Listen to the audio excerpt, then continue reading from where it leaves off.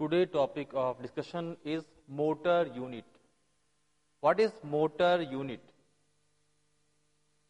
Motor unit, each muscle is served by one or more motor nerve. Motor nerve means the nerve which is coming out from your spinal cord to supply different muscle fiber. And motor unit is known as number of muscle fibers supplied by one single motor neuron. So, what is motor neuron? One or more motor neuron consists of axon of 100 of motor neuron. What is motor nerve? Motor nerve is a structure which is having more than hundreds of motor neuron, and the axon of each motor neuron branches upon entering in the muscle. As you can see in the diagram, when a neuron is entering in the muscle fiber, they are entering in muscle fiber by having different branches of that neuron, and each branch of neuron ends at neuromuscular junction, the junction where nerve fibers, nerve branch is going to enter within the muscle, and the area where nerve is entering in the muscle fiber is known as neuromuscular junction. You can see in the diagram, it is clearly mentioned here. You can see the transverse cross-sectional area of spinal cord, and here one spinal nerve is coming out from the spinal cord and it is supplying different muscle fiber.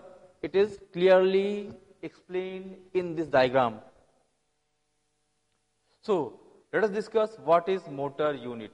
A single motor neuron and its associated muscle fiber is known as motor unit. What is the characteristic features of motor unit? From 4 to 100 of muscle fiber per motor unit. Okay, as I have told you, what is motor neuron? Number of muscle fibers supplied by one single motor neuron. I would like to revise again. One nerve is coming from a spinal cord. From a spinal cord, it is going to enter within the muscle belly, and muscle is made up of thousands of fiber, and each fiber is supplied by a single branch of neuron. So, the number of muscle fiber which are supplied by a single neuron branches is known as motor unit. A motor unit can be small, it can be large. So, from 4 to 100 of muscle fiber per motor unit. It means a smaller motor unit may have only 4 muscle fiber which are supplied by one single motor neuron, and it may have 1000 fiber which may be supplied by one single motor neuron. So, second, multiple motor unit per muscle. Multiple motor unit per muscle, it means one muscle may have number of motor units. One muscle may have number of motor unit. No clustered within the muscle. Not clustered within the muscle, it means every motor unit is different from other motor unit. Firing of motor neuron causes contraction of all muscle fiber into motor unit.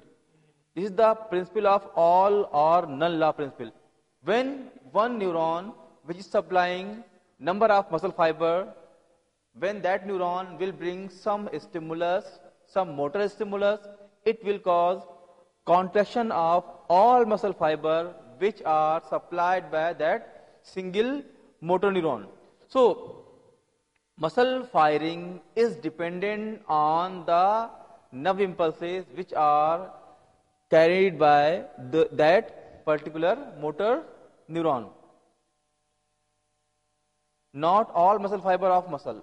If it means, suppose a muscle fiber, a muscle has 10 number of motor units.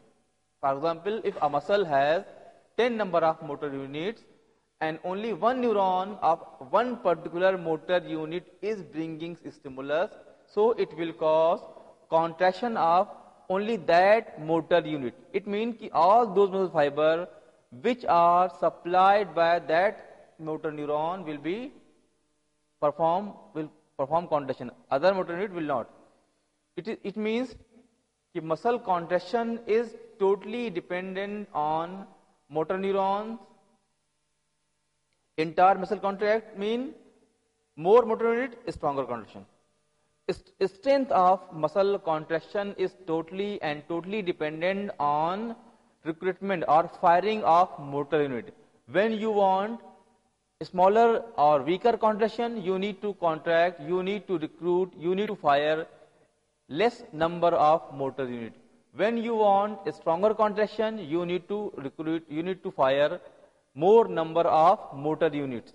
It means strength of contraction is dependent on the firing of motor unit or recruitment of motor unit.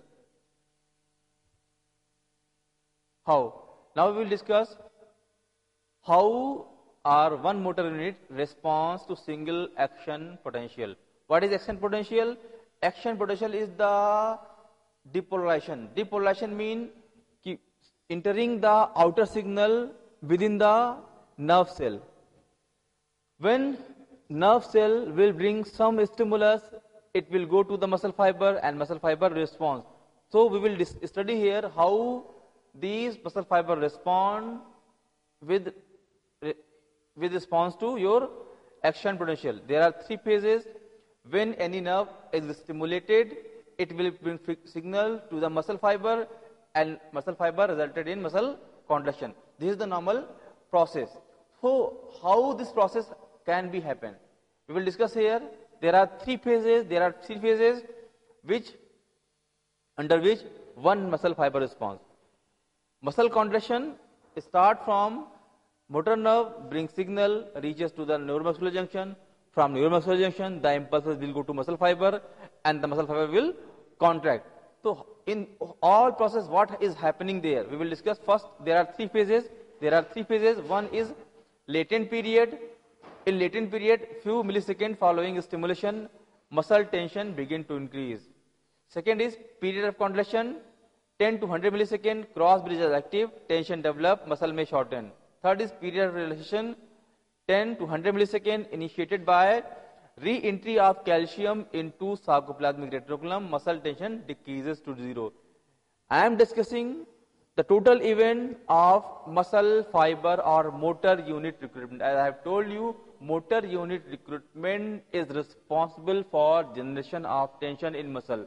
So when muscle will generate tension, the process starts from applying some stimulus over a motor nerve, either artificially by some electrical stimulator or by your own brain. When your brain think, I want to move some muscle, I suppose if I want to flex my elbow, it means my brain is ordering, by my brain is stimulating the motor nerve which is controlling the contraction of biceps muscle. Clear? So my brain will order that specific motor neuron which causes the contraction of biceps, because my purpose is flexion of elbow.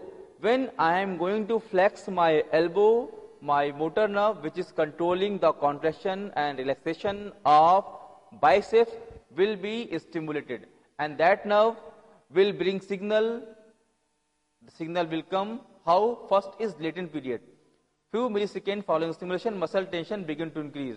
It means we have discussed in the neurophysiology, in the mechanism of neurosystem, whenever we will apply any stimulus over motor nerve, either by intracellularly, by our own thinking or by external stimulus, it will bring signal to through the nerve to the muscle end, and muscle fiber will receive that signal and they cause muscle contraction. How muscle contraction takes place?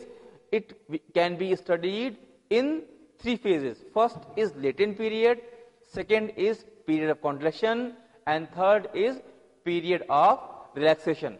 Whenever any motor signal will reaches to the level of muscle fiber, first phase will be, the first response will be in latent period.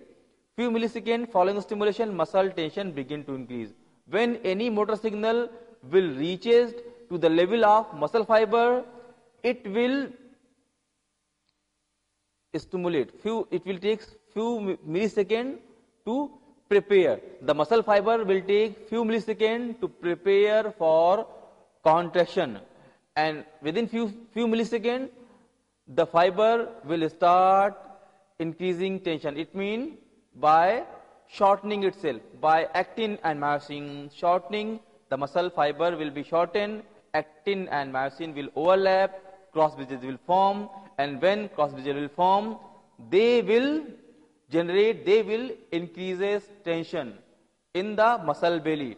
And the second phase of muscle or motor unit recruitment is period of contraction by different stroke produced by, as you remember the anatomy of muscle fiber, where actin and myosins are overlapping. There are some heads, cross bridges, they will bring myosin and actin closer and causes increased tension. So because of more closeness, because of actin and myosin overlap, because of formation of more cross bridges, the tension will develop and muscle will shorten.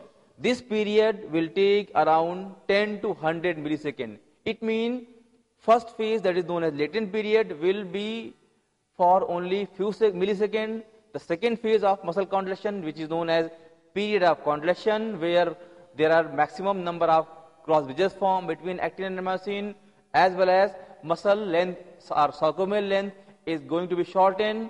So because of shortening of sarcomeal length as well as cross bridges formation between actin and myosin, the tension is developed. As you can see in the graph, whenever we are going to plot a graph between tension and time, you can see here within few milliseconds, 1 to 3, as it is clear in graph, within 0 to 3 or 5 milliseconds, muscle start increasing in tension. And at the level of around 40 to 50 milliseconds, their muscle can achieve maximal amount of tension.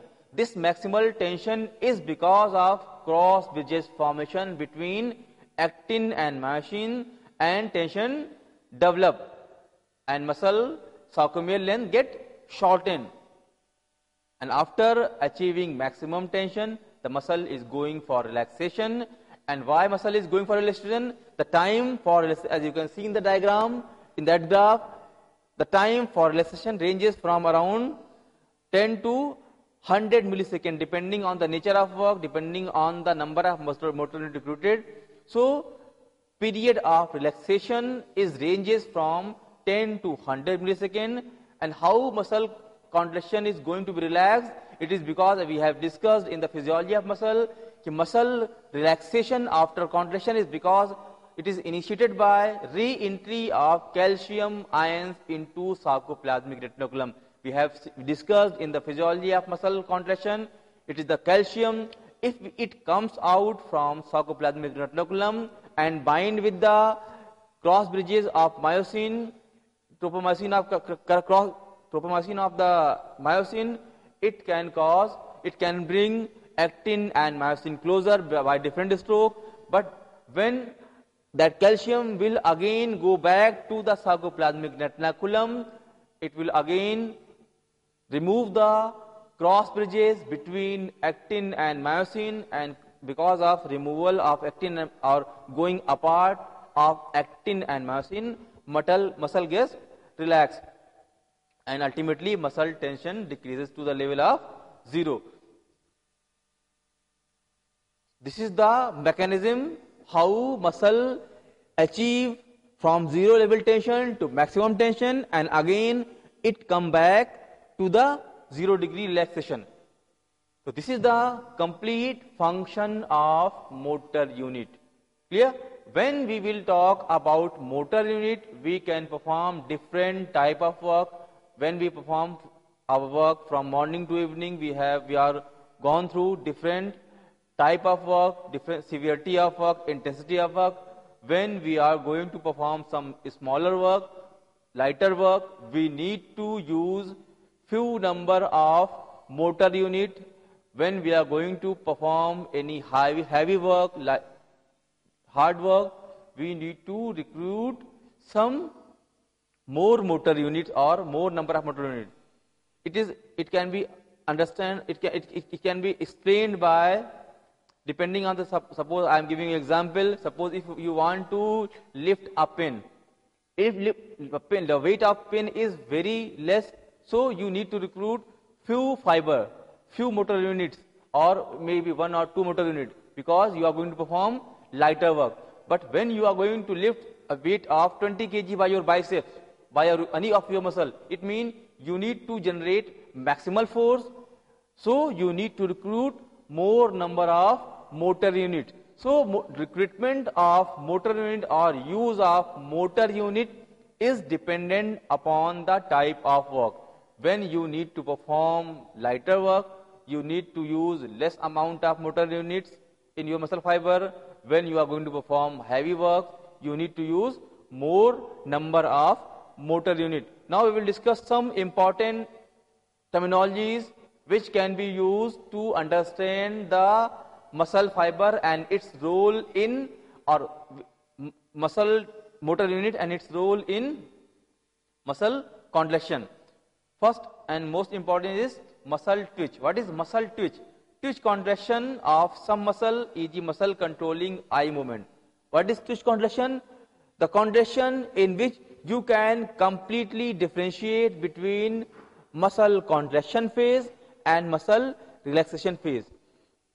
And some muscle contract more slowly and remain contracted for longer period, like calf muscle. As you can see in the diagram, some muscle like blinking eyes, you are continuously doing it. So this is the twitch contraction, where there is a proper ratio between contraction and relaxation. The time between achieving maximum tension in the muscle and releasing tension in the muscle is appropriate, or there should be proper ratio. But some muscle contraction time could be more than resistance time, like all anti-gravity muscle. When you are walking, when you are sitting in wrong posture, they are always contracted. So for those muscle, the contraction time may be more and relaxation time should be less. Some muscle contract more slowly and remain contracted for longer period, and some muscle can contract fastly but relax fastly. So there are few motor units in our body where latent period is very less, then again period of contraction is very less, period of relaxation is very less. Within few milliseconds, muscle achieve the complete contraction and again come back in the relaxation phase. For example, the muscle controlling eye movement. So because eye are all precise movement, like hand muscle, thinner muscle, when you are doing any fine movement, for any fine movement you need a sudden change. When suppose you are drying, in drying you need some sudden change, fast change. So muscle should be able to contract and relax fastly. So the period of contraction and period of relaxation should be faster for all those work which require precision, which require fine quality of movement, fine change in direction, and some movement which needs heavy work for long time. In that type of muscle, the time of muscle contraction is larger. Suppose it will take, the muscle fiber or motor unit will take large time to go to the maximum tension, and when it will achieve maximum tension, it will again take more time to come back in relaxation position. For example, calf muscle. Now come to graded response. What is graded response? Normal muscle contraction. Normal muscle, when you say that the muscle is contracting normally, when you will say the muscle is contracting normally, for normal muscle contraction there should be something. First is the contraction should not be jerky. Suppose this type of contraction is jerky, and this is jerky contraction, jerk like movement, it is not normal movement, not normal contraction. But when you are doing movement like this, it is a normal contraction of biceps muscle. You can see the muscle is contracting, shortening, and relaxing. It means you can easily differentiate between when muscle is going to contract and when muscle is going to relax. But when you are doing any jerky movement, you will not be able to differentiate between when muscle is contracting or when muscle is relaxing. So for normal muscle, the contraction should not be jerky. Second thing, the contraction should be relatively smooth. Third is vary in strength based on demand. The muscle contraction should vary in strength based on demand. What is this? Suppose when you are going to lift some lighter thing, it means the demand is light. Demand is performed to light work. So you should use some of motor unit to lift that object. It means the demand was lighter, so your response was lighter. When you are going to lift some heavy things, you should give some, your contraction should be stronger.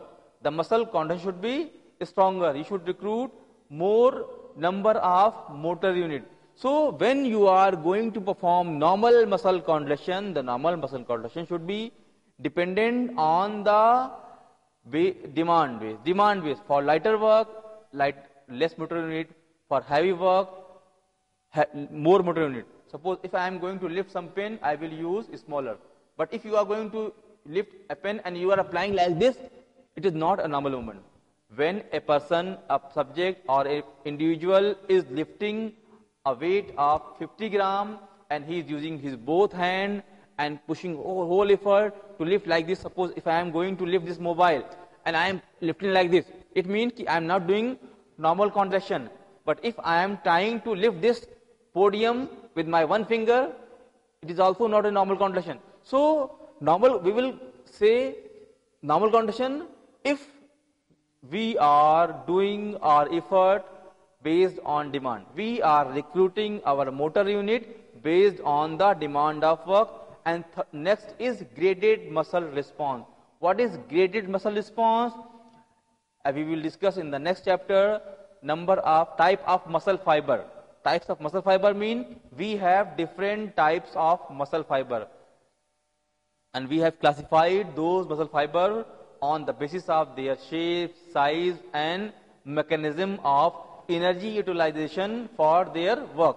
So graded response is known as when you are going to perform some activity, initially you should recruit the smaller one. If smaller motor units or smaller muscle fibers are not able to perform that movement, you should recruit the moderate one to perform that movement. If they are feeling they need more help, then you should recruit faster one or heavier one or larger one to perform that movement. This type of muscle fiber or motor unit recruitment is known as graded responses. Graded mean start from lighter, come to moderate, then come to the major or severe. This type of response is known as graded response.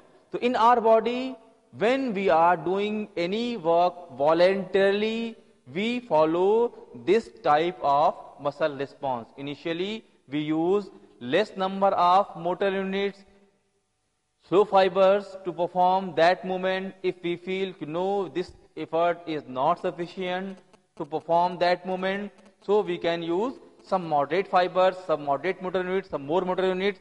Even after that, using moderate motor unit, if we are feeling no, this is not sufficient, this effort is not sufficient, so we recruit more number of motor units to perform that task. And this type of recruitment of motor unit is known as graded response. And how can we achieve graded muscle response? Graded muscle response can be achieved by two things. First is by altering the frequency of stimulation and by altering the strength of stimulation. What is frequency of stimulation? Frequency means speed of contraction and relaxation. And what is the strength of the stimulus? Effort, maximum amount of effort.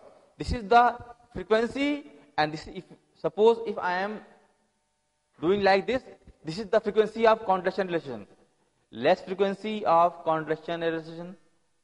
When I am moving my hand like this, it means I am contracting and relaxing my biceps. In this type of contraction and relaxation, the frequency of biceps contraction and relaxation is less. But when I am doing like this, the frequency of contraction and relaxation is more. So when we want to perform any graded response, suppose if I am going for some sprinting like competition, so the frequency of muscle contraction and relaxation, the more frequency, the higher speed. When the frequency of muscle contraction and relaxation will be higher, we can run faster. Second thing, altering the strength of stimulus means we can recruit more and more number of motor units. Try to understand the difference. What is the difference between frequency and intensity? We can control, we can achieve the graded response by two factors. Either by changing the frequency of muscle response or by changing the intensity of muscle response. Frequency means the speed of contraction and relaxation should be faster. So when we are going to achieve speed, when we are participating in any sports event which need speed, so in those cases we increase the frequency of stimulation of motor unit. So by increasing the frequency of stimulation of motor unit, we can achieve contraction and relaxation of motor unit faster. So we can perform in that specific sport faster, like sprinting. When you are a sprinter has adopted, they have trained their motor units to stimulate them at higher frequency, so they can run faster. Second is we can control, we can achieve the graded response by altering the strength of stimulus. Strength of stimulus means the more motor units are recruited, the more motor units you are using for performing any work, the strength of muscle contraction will be more. Suppose if you are going to lift some lighter object, you need to recruit some of motor units. But if you want to increase the strength of the stimulus, it means you need to recruit more number of motor units. And the muscle force of muscle contraction, the strength of muscle contraction will be dependent on the recruitment of motor unit. When you, suppose if you are going for weightlifting is sports where you need more strength of your muscle, and for lifting a heavy weight, you should recruit more number of muscle fiber or more number of motor unit. So by increasing recruitment of more number of motor unit, you can increase the strength of or intensity of stimulus. It means in one effort your more number of motor units are recruited. Now we will discuss how these motor units respond to stronger stimuli. Stronger stimuli mean wave summation increase contractile force. Wave summation. What is wave summation? I will try to explain you. Muscle contraction is suppose this is muscle fiber and this is nerve. Nerve is bringing signal to the muscle and it causes, when signal will reaches to the level of muscle fiber, it will cause contraction. Summation mean adding up. One contraction, suppose one contraction comes, one wave comes and cause, suppose this is a muscle. The more tension, the more force. The more tension will be generated. Tension means shortening. Tension generated in muscle because of shortening. Suppose one stimulus, one wave comes via nerve and causes contraction of muscle. One, again two, again comes 3. Clear? Suppose this is a muscle fiber, this is the length of sarcomere, this is the length from distance of this finger to this finger is the length of sarcomere. And when sarcomeres will shorten, it will cause more amount of cross bridge formation, and because of more amount of cross bridge formation, the muscle fiber will generate more force or more tension. So what happened? Suppose this is a nerve is bringing signal, apply here and cause contraction. Now this sarcomere length is shorter than before. Again second impulse will come, again shorten. Third come, again shorten. It means summation. With every wave, with every impulse, the sarcomere length is going to be shortened and shortened and shortened. And because of shortening and because of more cross bridges formation, because when it is actin and myosin, one is myosin, when it is in relaxation stage, it is like this, they are further. But when nerve will bring signal, it will cause like this. Suppose 5 cross bridges, again come here, 10 cross bridges. So when actin and myosin will come closer, they will form more and more cross bridges, and because of more and more cross bridges, the more muscle tension will be generated, the more muscle strength will be generated. And this maximum strength generation is because of summation effect, summative effect. What is summation? With every wave, with every nerve signal, it will cause pushing the actin towards myosin and ultimately resulted in cross formation.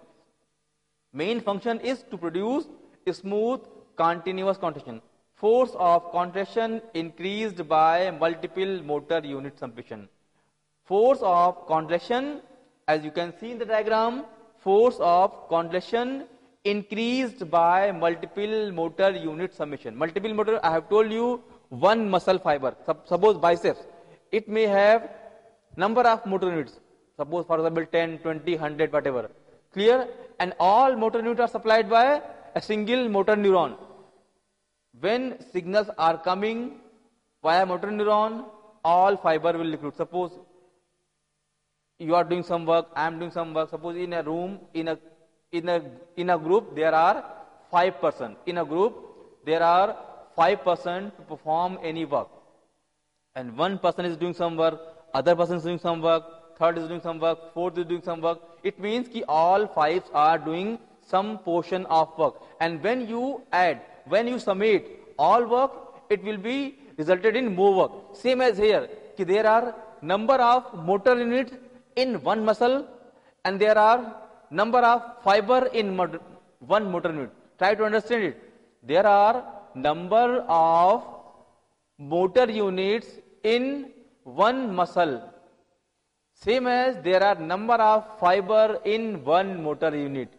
And with every contraction of, suppose all fiber of one motor unit are contracted, all fiber of other motor unit are contracted, and when you summate the contraction of all motor unit of that muscle, it will cause a stronger contraction. This type of phenomenon is known as multiple motor unit summation.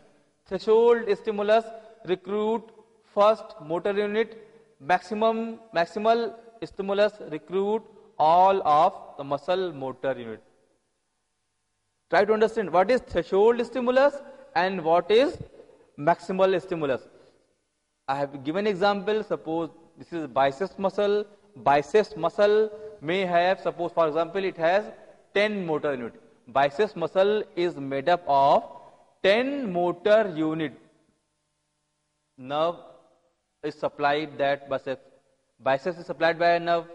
When that nerve will bring signal, and one nerve may have number of motor neuron, one nerve is having number of motor neuron, and each neuron is supplying one motor unit. Clear? So when we are going to contract our biceps, suppose if we apply only threshold level. Threshold is threshold, minimum amount of stimulus required to achieve response, required to produce contraction in muscle. When we apply threshold level, threshold mean minimum amount of effort. What is threshold? Threshold is minimum amount of effort to produce some response. Same as what is maximal stimulus? Maximal stimulus mean you are applying maximal effort. For example, if I am going to flex my elbow, when I am flexing my elbow, I am applying only threshold level. Threshold mean the stimulus, the effort applied by motor nerve, which should be able to flex my elbow. Suppose if I am flexing my elbow against gravity, I need little greater effort. But if I am flexing my elbow in this position, it means again it is not against gravity. When I am doing like this, I am bringing my forearm against gravity. When I am flexing my elbow in this position, it means the gravity is not acting against biceps. So minimal amount of stimulus is required to perform that movement, so all the motor units of biceps will not be recruited. You can feel the tension when you are doing like this. Feel the tension, and again should lift some 5 kg weight and do like this. Feel the tension. Definitely you will feel different amount of tension in both type of activity. When you perform your elbow flexion in this posture, and when you are performing your elbow flexion with 5 kg weight, the tension generated within the muscle belly of biceps will be totally different. And this tension difference is because of different type of stimulus. Here you are not applying, you are applying minimal amount of stimulus, so motor unit will be responding minimally. Less tension will be generated, less motor unit will be recruited to perform this movement. But when you are going to lift some heavy weights like 5 kg, 10 kg, increasing the weight will cause increasing the tension. Increase the weight, increase the tension. It means when you are applying maximal stimulus, you will get maximum response by motor unit. When you apply minimum tension, you will get minimum response by your motor unit. So motor unit force contraction by muscle fiber or motor unit is dependent on the type of stimulus. When you apply smaller stimulus, you will get a smaller response by few of motor units. When you apply heavy stimulus, stronger stimulus, you will get a stronger response by your motor unit. So how we can use these knowledge of motor unit in physical education? We are training our athlete, we are training our sport personnel, we are treating our sport personnel for different types of sports, and all sports are not same, they are different from other sports. So by having complete understanding of motor units, we can train different motor unit needs based on the different types of sports. Clear? So motor unit is a very important component of physical education.